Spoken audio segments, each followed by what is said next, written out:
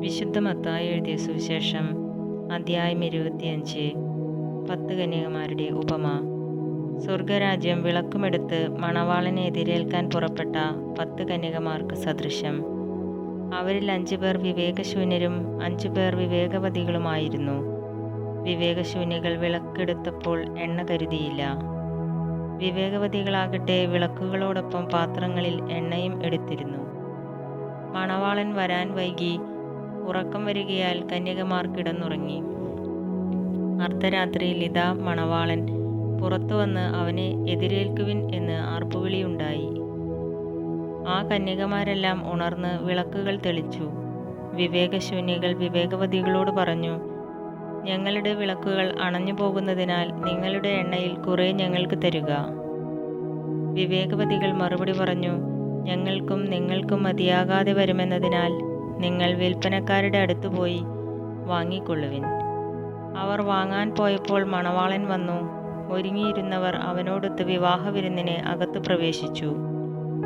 വാതിൽ അടയ്ക്കപ്പെടുകയും ചെയ്തു.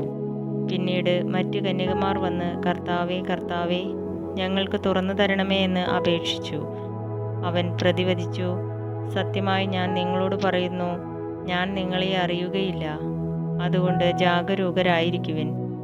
ആ ദിവസമോ മണിക്കൂറോ നിങ്ങൾ അറിയുന്നില്ല. താലന്തുകളുടെ ഉപമ. ഒരുവൻ യാത്ര പുറപ്പെടുന്നതിന് മുമ്പ് ഭൃത്യന്മാരെ വിളിച്ച് തൻ്റെ സമ്പത്ത് അവരെ വരമേൽപ്പിച്ചതുപോലെയാണ് സ്വർഗരാജ്യം.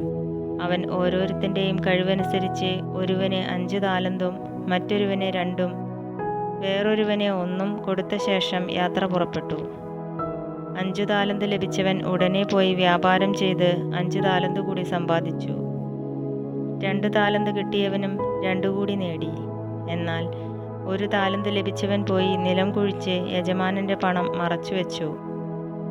ഏറെക്കാലത്തിനു ശേഷം ആ ഭൃത്യന്മാരുടെ യജമാനൻ വന്ന് അവരുമായി കണക്ക് തീർത്തു.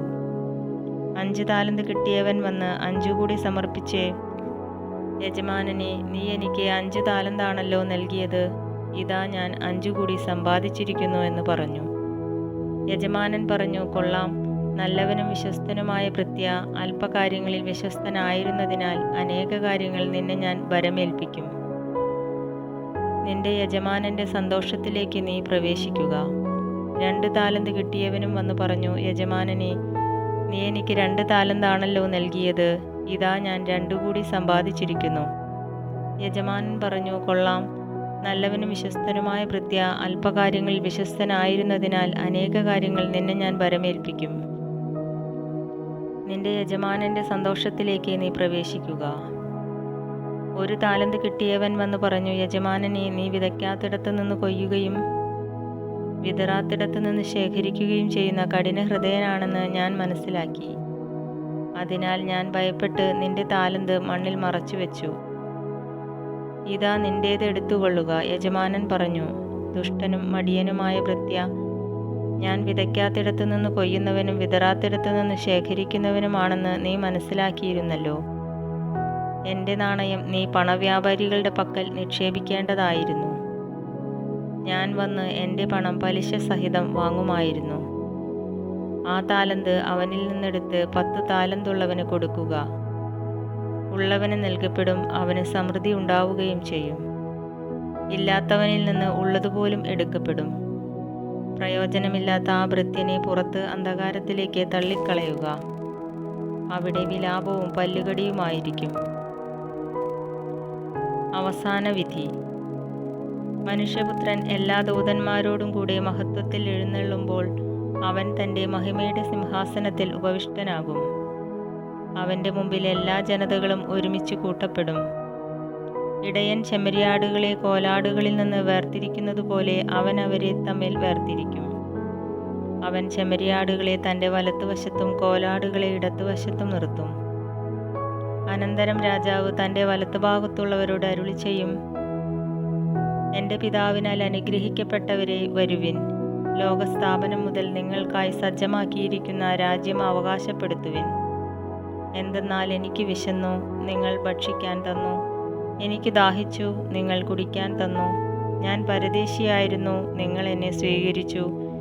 ഞാൻ നഗ്നനായിരുന്നു, നിങ്ങൾ എന്നെ ഉടുപ്പിച്ചു. ഞാൻ രോഗിയായിരുന്നു, നിങ്ങൾ എന്നെ സന്ദർശിച്ചു. ഞാൻ കാരാഗൃഹത്തിലായിരുന്നു, നിങ്ങൾ എൻ്റെ അടുത്ത് വന്നു. അപ്പോൾ നീതിമാന്മാർ ഇങ്ങനെ മറുപടി പറയും: കർത്താവേ, നിന്നെ വിശക്കുന്നവനായി കണ്ട് ഞങ്ങൾ ആഹാരം നൽകിയതും ദാഹിക്കുന്നവനായി കണ്ട് കുടിക്കാൻ നൽകിയതും എപ്പോൾ? നിന്നെ പരദേശിയായി കണ്ട് സ്വീകരിച്ചതും നഗ്നനായി കണ്ട് ഉടുപ്പിച്ചതും എപ്പോൾ? നിന്നെ ഞങ്ങൾ രോഗാവസ്ഥയിലോ കാരാഗൃഹത്തിലോ കണ്ട് സന്ദർശിച്ചത് എപ്പോൾ? രാജാവ് മറുപടി പറയും: സത്യമായി ഞാൻ നിങ്ങളോട് പറയുന്നു, എൻ്റെ ഏറ്റവും എളിയ ഈ സഹോദരന്മാരിൽ ഒരുവനെ നിങ്ങളിത് ചെയ്തു കൊടുത്തപ്പോൾ എനിക്ക് തന്നെയാണ് ചെയ്തു തന്നത്. അനന്തരം അവൻ തൻ്റെ ഇടത്തുഭാഗത്തുള്ളവരോട് പറയും: ശപിക്കപ്പെട്ടവരെ, നിങ്ങൾ എന്നിൽ നിന്നകന്ന് പിശാചിനും അവൻ്റെ ദൂതന്മാർക്കുമായി സജ്ജമാക്കിയിരിക്കുന്ന നിത്യാഗ്നിയിലേക്ക് പോകുവിൻ. എനിക്ക് വിശന്നു, നിങ്ങൾ ആഹാരം തന്നില്ല. എനിക്ക് ദാഹിച്ചു, നിങ്ങൾ കുടിക്കാൻ തന്നില്ല. ഞാൻ പരദേശിയായിരുന്നു, നിങ്ങൾ എന്നെ സ്വീകരിച്ചില്ല. ഞാൻ നഗ്നനായിരുന്നു, നിങ്ങൾ എന്നെ ഉടുപ്പിച്ചില്ല.